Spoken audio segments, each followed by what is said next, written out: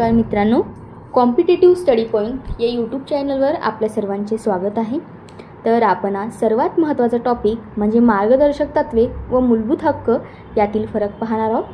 हा खूप महत्त्वाचा टॉपिक आहे, तर प्रत्येक एक्झाममध्ये यावरती एक ना एक प्रश्न असतोच। तर आपण पाहूया।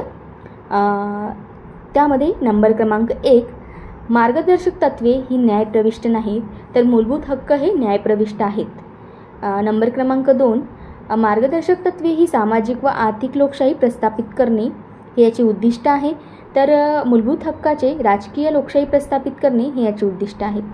नंबर क्रमांक 3, मार्गदर्शक तत्त्वे कायद्याची अनुज्ञा नसून नैतिक व राजकीय आहेत, तर मूलभूत हक्क हे कायद्याची अनुज्ञा आहे।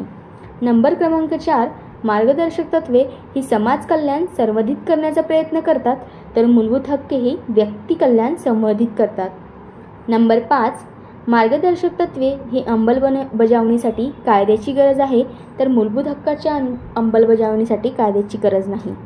नंबर क्रमांक 6, मार्गदर्शक तत्त्वे न्यायव्यवस्था मार्गदर्शक तत्त्वांचे उल्लंघन करणाऱ्याला कायद्याला घटनाविरोधी म्हणून घोषित करू शकत नाहीत, तर मूलभूत हक्क न्यायव्यवस्था मूलभूत हक्काचे उल्लंघन करणाऱ्याला कायद्याला घटनाविरोधी म्हणून घोषित करू शकते।